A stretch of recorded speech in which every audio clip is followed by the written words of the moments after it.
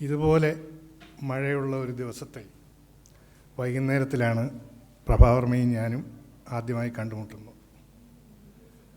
അന്ന് അദ്ദേഹം pre degree ക്ലാസ്സിൽ പഠിക്കുകയാണ്. ആ കാലത്ത് അദ്ദേഹത്തിൻ്റെ വീടിനടുത്തുള്ള പരുമല പമ്പ കോളേജിലാണ് പഠിക്കുന്നത്. ഞാൻ പന്തളം NSS കോളേജിൽ പഠിക്കുന്നു.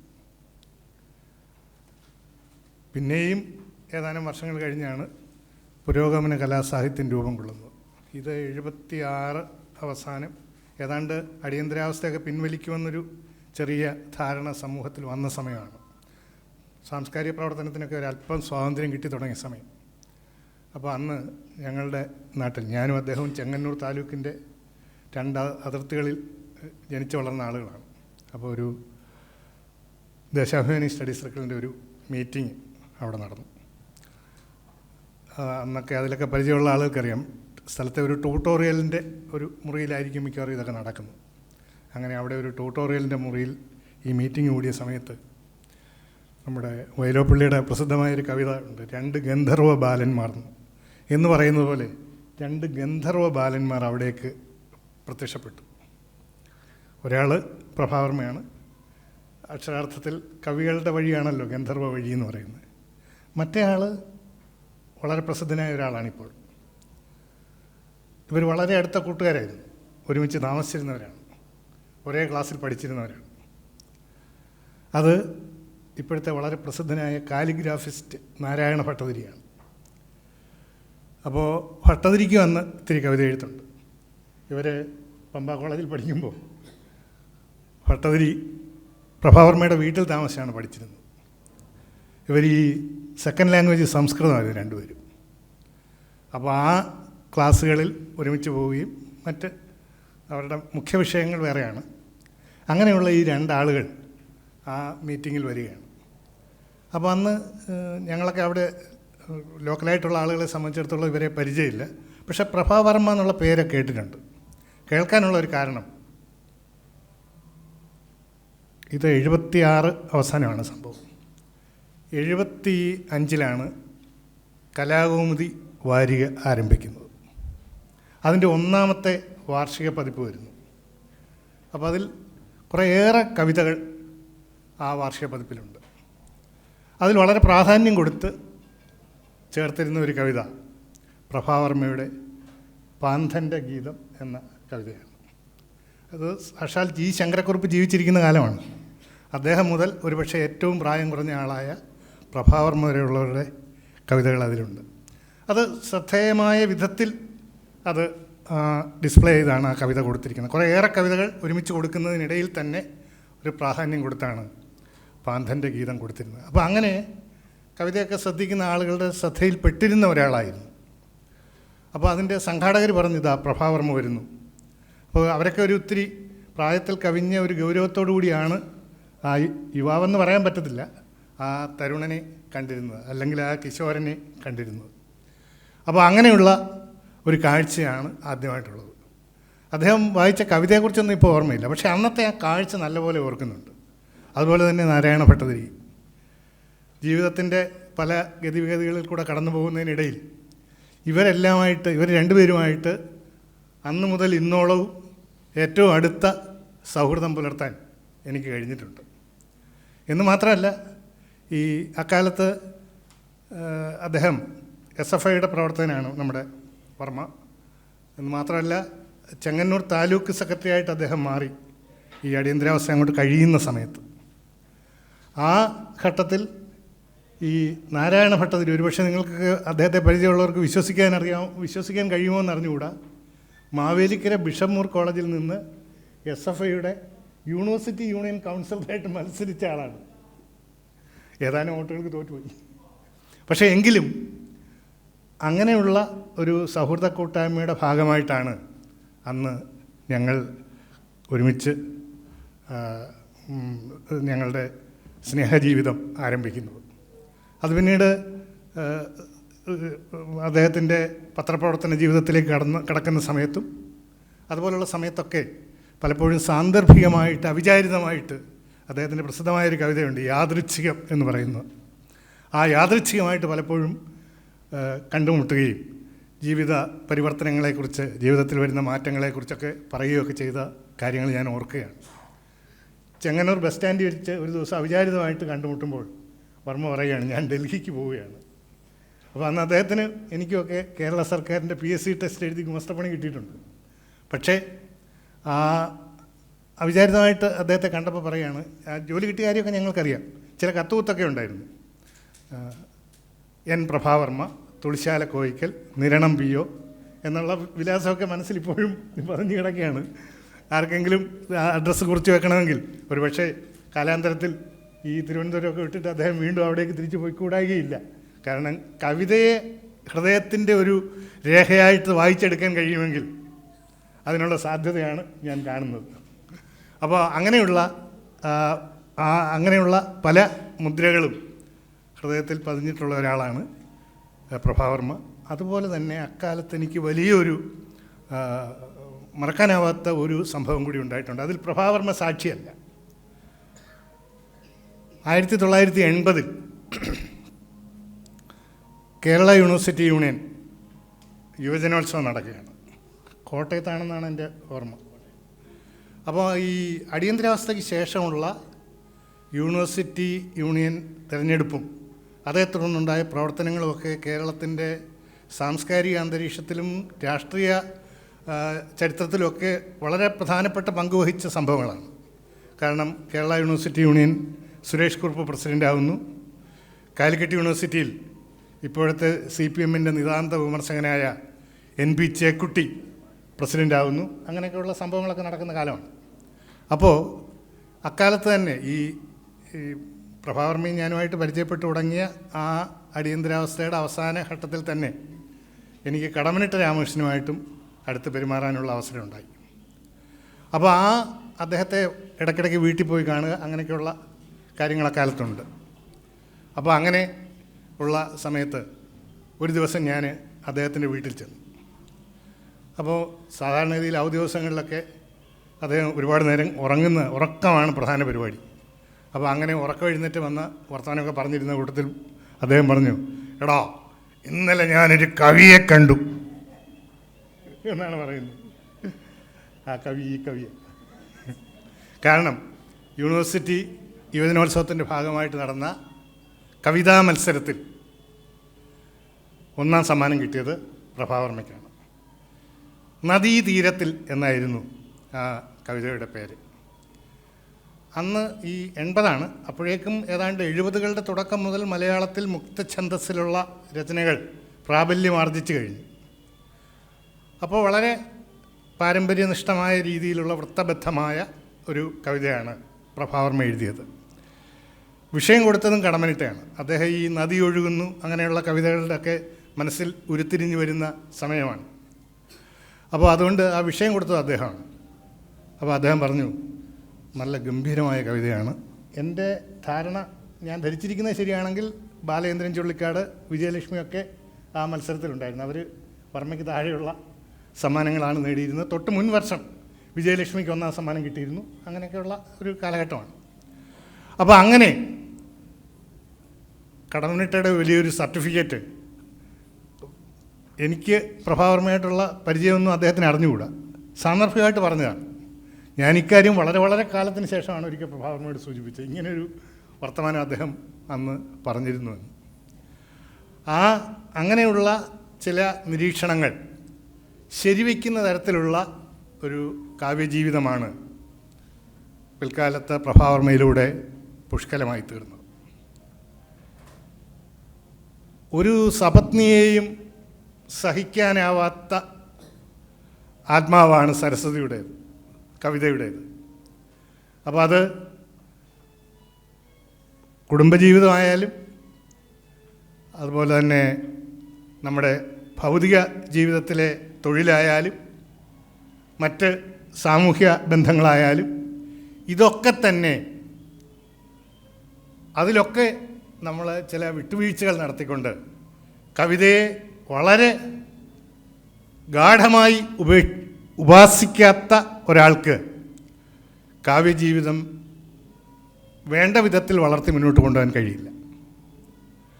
നമ്മുടെ എല്ലാ വലിയ കവികളും അല്ലെങ്കിൽ വലിയ എഴുത്തുകാരും വലിയ കലാകാരന്മാരും ഏത് രംഗമാണോ നമ്മുടെ മുഖ്യ പ്രവർത്തന രംഗമായിട്ട് സ്വീകരിക്കുന്നത്, അതിലൊരു സമഗ്രമായ സമർപ്പണം ഇല്ലാത്ത ഒരാൾക്കും ആ രംഗത്ത് ഒരു വളർച്ച സാധ്യമല്ല. അപ്പോൾ വർമ്മയെ സംബന്ധിച്ചിടത്തോളം വളരെ നേരത്തെ തന്നെ തിരിച്ചറിഞ്ഞിരുന്നു, ഈ പാന്തൻ്റെ ഗീതം പ്രസിദ്ധീകരിക്കുന്ന കാലത്ത് തന്നെ അദ്ദേഹം തിരിച്ചറിഞ്ഞിരുന്നു കവിതയാണ് തൻ്റെ വഴി എന്നുള്ളത്. അദ്ദേഹം വളരെ സജീവമായിട്ട് പത്രപ്രവർത്തനം നടത്തിയ ആളാണ്. വളരെ സമയം ചെലവഴിക്കുന്ന ഭരണതലത്തിലുള്ള ഔദ്യോഗിക പ്രവർത്തനങ്ങൾ നടത്തുന്ന ആളാണ്. മാധ്യമരംഗത്തും ദൃശ്യമാധ്യമ രംഗത്തുമൊക്കെ തൻ്റെ വ്യക്തിമുദ്ര പതിപ്പിച്ച മാധ്യമപ്രവർത്തകനാണ്. ഇങ്ങനെയൊക്കെ ആയിരിക്കുമ്പോഴും ഇവിടെ നേരത്തെ സൂചിപ്പിച്ചതുപോലെ കവിതയല്ലാത്ത സാഹിത്യ മേഖലകളിലും അദ്ദേഹത്തിൻ്റെ രചനകളുണ്ടായിട്ടുണ്ട്. മാധ്യമരംഗത്തെക്കുറിച്ചുള്ള പുസ്തകങ്ങളുണ്ട്, കവിതയെക്കുറിച്ചും സാഹിത്യത്തെക്കുറിച്ചുമുള്ള പഠനങ്ങളുണ്ട്, ലേഖനങ്ങളുണ്ട്, ഇതൊക്കെയുണ്ട്. ഇങ്ങനെയൊക്കെയാണെങ്കിലും അദ്ദേഹത്തിൻ്റെ മുഖ്യമായ ശ്രദ്ധ, സമർപ്പണം കവിതയോടാണ്, കവിതയിലാണ്. അദ്ദേഹത്തിൻ്റെ കവിതകളുടെ ഒരു ധാരണ ഉണ്ടല്ലോ നമുക്ക്. ഏതാനും വലിയ കാവ്യ സമാഹാരങ്ങൾ, 3 കാവ്യ ആഖ്യായികകൾ, ഇങ്ങനെയൊക്കെയുള്ള സാമാന്യം വിപുലമായ അദ്ദേഹത്തിൻ്റെ തലമുറയിൽപ്പെട്ട മറ്റ് എഴുത്തുകാർക്ക്, കവികൾക്ക് സാക്ഷാത്കരിക്കാൻ കഴിയാത്ത തരത്തിലുള്ള ഒരു വലിയ എഴുത്തിൻ്റെ ലോകം സൃഷ്ടിച്ച ആളാണ് പ്രഭാവർമ്മ. എൻ വി കൃഷ്ണവാര്യർ ഒരിക്കൽ മലയാളത്തിലെ ആധുനിക കവിതയെക്കുറിച്ച് എഴുതുന്ന കൂട്ടത്തിൽ പറയുന്നുണ്ട്, വളരെ അളവിൽ കുറവാണ് ഇപ്പോഴത്തെ കവികളുടെ എഴുത്ത്, കവിത. അതിന് പല കാരണങ്ങളുമുണ്ട്, അതൊക്കെ അദ്ദേഹം വിശദീകരിക്കുന്നുണ്ട്.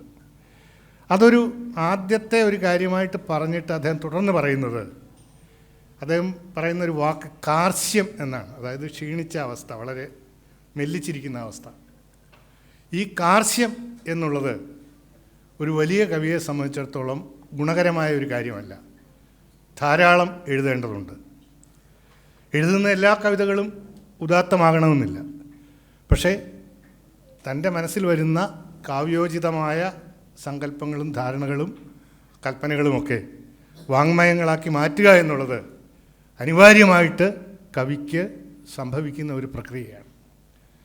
പ്രഭാവർമ്മയുടെ കവിതകൾ എന്ന പേരിൽ 2020 4 കൊല്ലം മുമ്പ് അദ്ദേഹത്തിൻ്റെ അതുവരെയുള്ള കാവ്യാഖ്യായികളല്ലാതെ മറ്റ് സമാഹാരങ്ങളിൽ വന്ന കവിതകളെല്ലാം കൂടി പ്രസിദ്ധീകരിച്ചിട്ടുണ്ട്.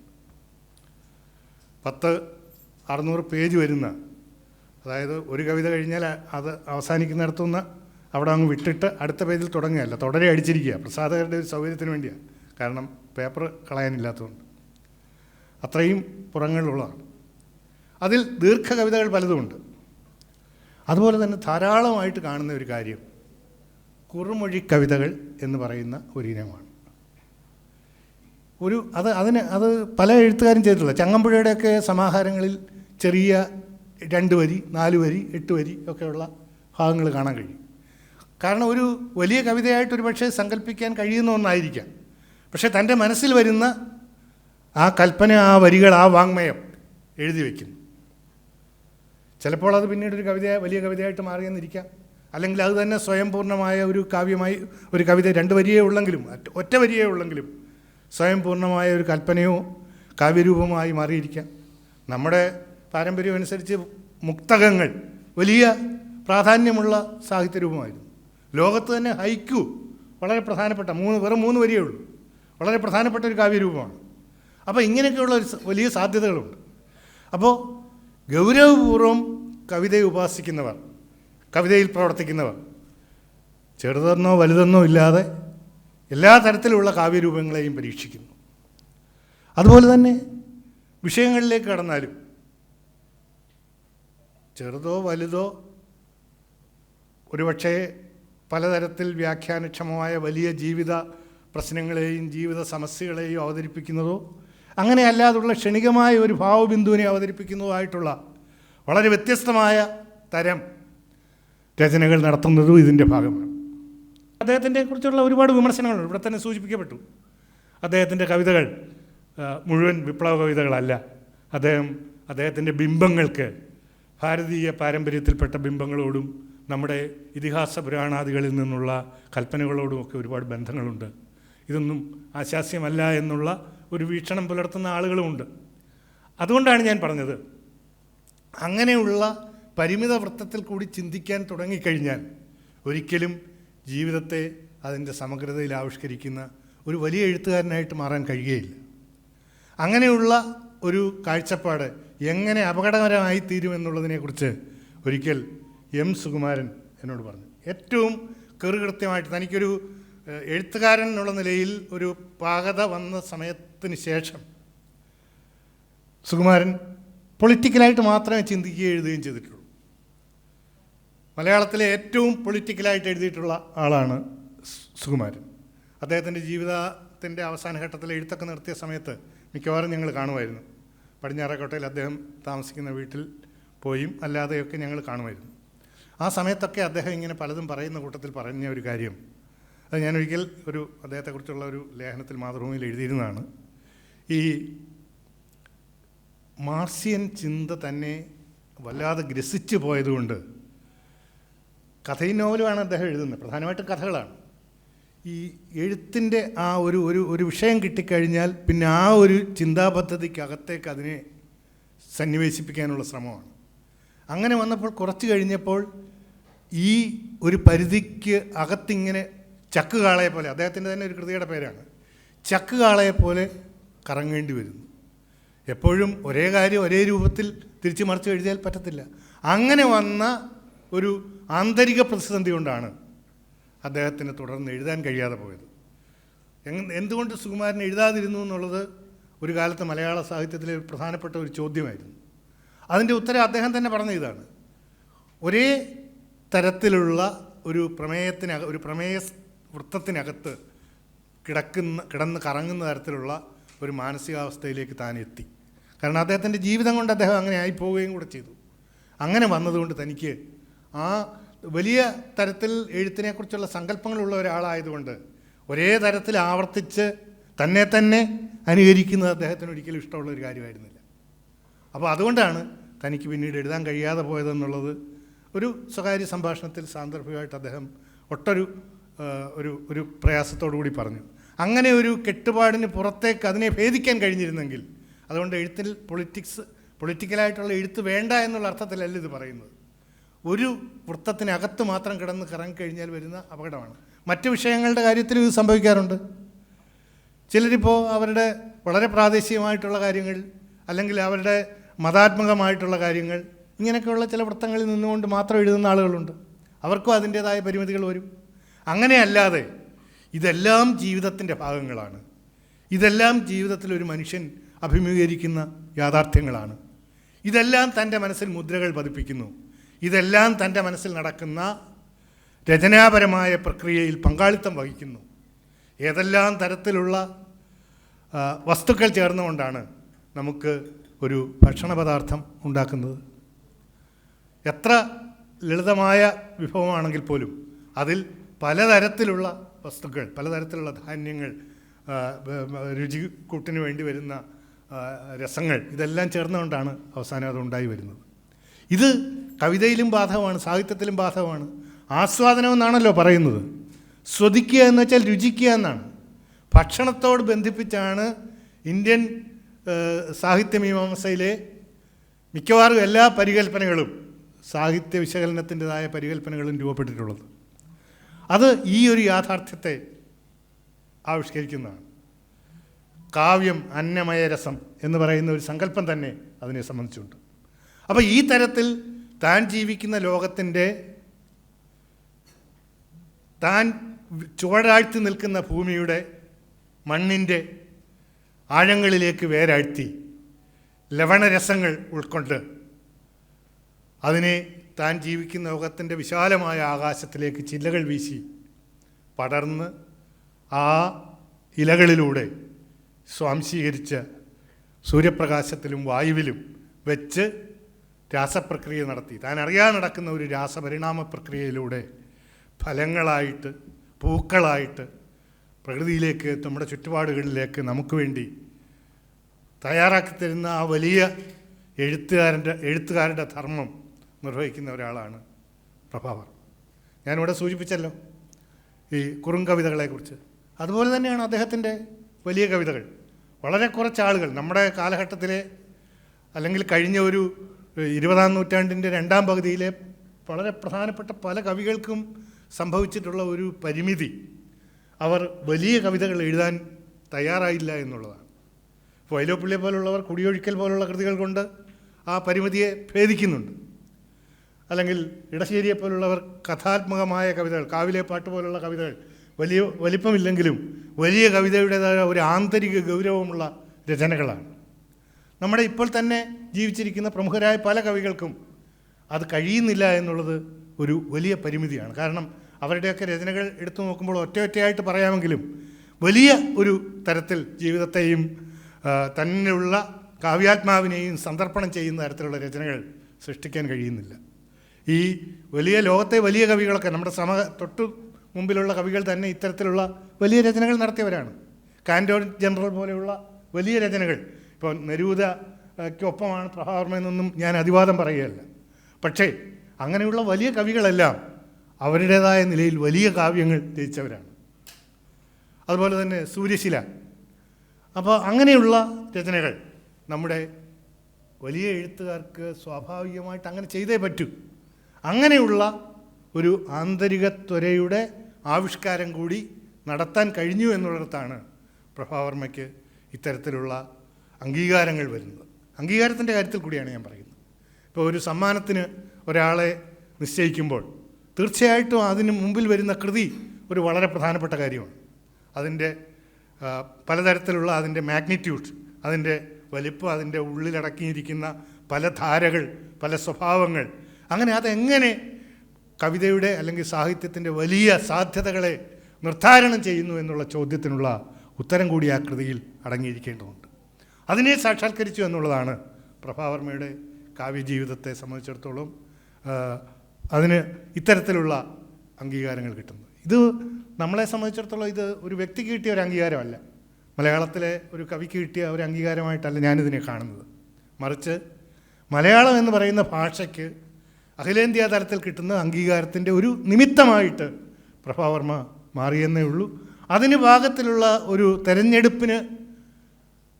തെരഞ്ഞെടുപ്പിൻ്റേതായ തലത്തിൽ അംഗീകാരം ലഭിക്കാൻ കഴിയുന്ന തരത്തിലുള്ള മികവാർന്ന രചനകൾ അദ്ദേഹം നടത്തി എന്നുള്ളത് കൊണ്ടാണ് അത് സാധ്യമായത്.